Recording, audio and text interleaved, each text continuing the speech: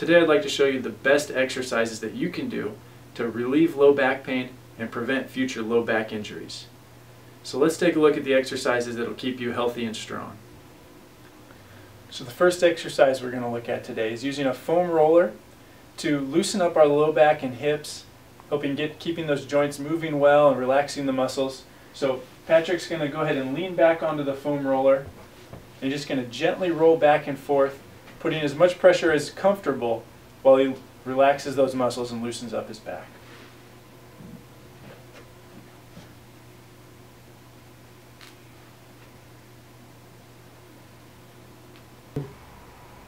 Alright, so now the second exercise we're going to look at is a plank series of exercises. This exercise can be modified as it becomes easier and you can increase the difficulty level. So we'll look at the basic plank and then work our way up a little bit. So Patrick's going to come on his forearms and toes, and the key is you're going to be contracting your core all the way around your spine, keeping your hips and shoulders level. So imagine that you're trying to balance a glass of water on your back right there. You can hold this position from anywhere from 10 to 20 seconds and relax and do multiple sets. So go ahead and relax, Patrick. Progression of this exercise to add a little more difficulty and challenge is going to be stabilizing yourself on an exercise ball. So Patrick's going to rest his forearms on the ball and then come up into that same plank position. The same idea, keeping your core tight, shoulders and hips even. And again, we can hold that for 10 to 15 seconds. And now the third and final progression is called stir the pot. So Patrick's going to be in the same plank position on the ball. He's going to keep everything stable except his forearms, where he's going to try to rotate the ball around in a clockwise and counterclockwise direction.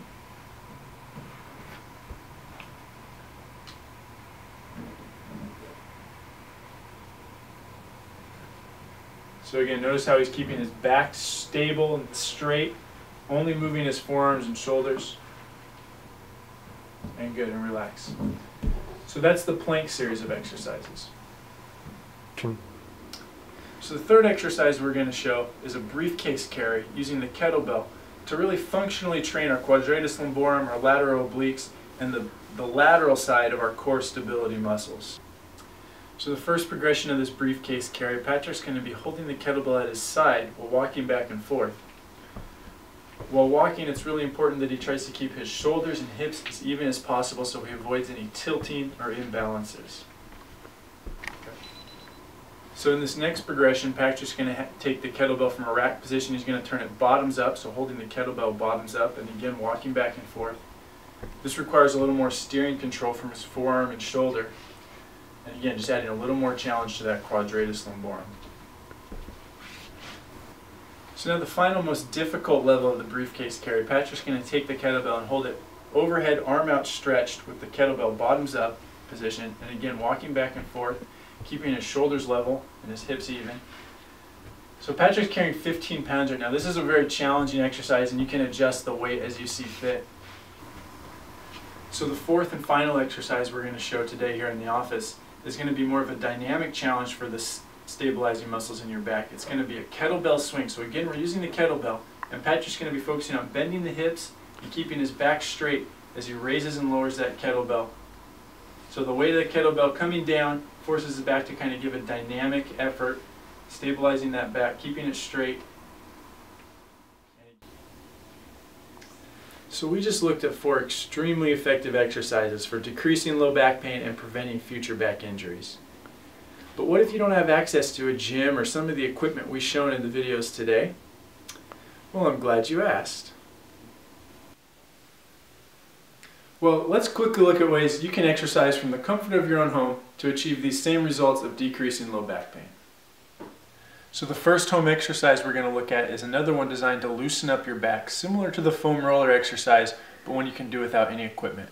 So Patrick's going to come down on his hands and knees, and he's just going to slowly flex and then extend his back all the way, getting full range of motion up and down from his tailbone to his neck. And you can repeat this as many times until you feel loose. Usually sets of 10 are good.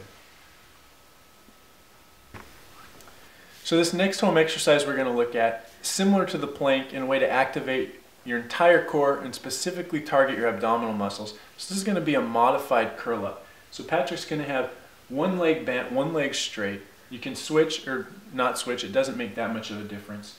The next you can see is he's got both hands underneath the small of his back and his head resting comfortably on the floor.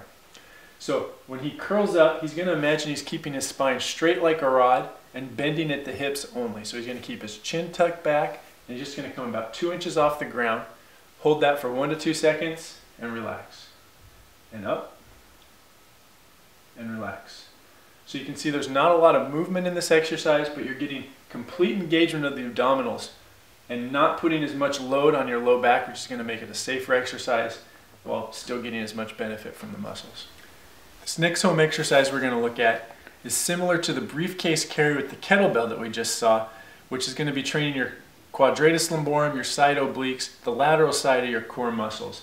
So the first progression of this exercise is going to be on your knees and forearm, and Patrick's going to slowly lift up so he's engaging his core here.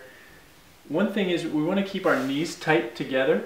So Patrick is relaxing his legs, keeping those knees flat. You're going to get more engagement of your abs. You can go ahead and relax. So that's the first progression.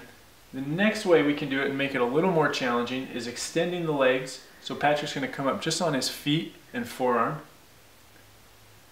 So this adds more challenge to the exercise. And we can hold these exercises from 10 to 20 to 30 seconds and increase your endurance this way.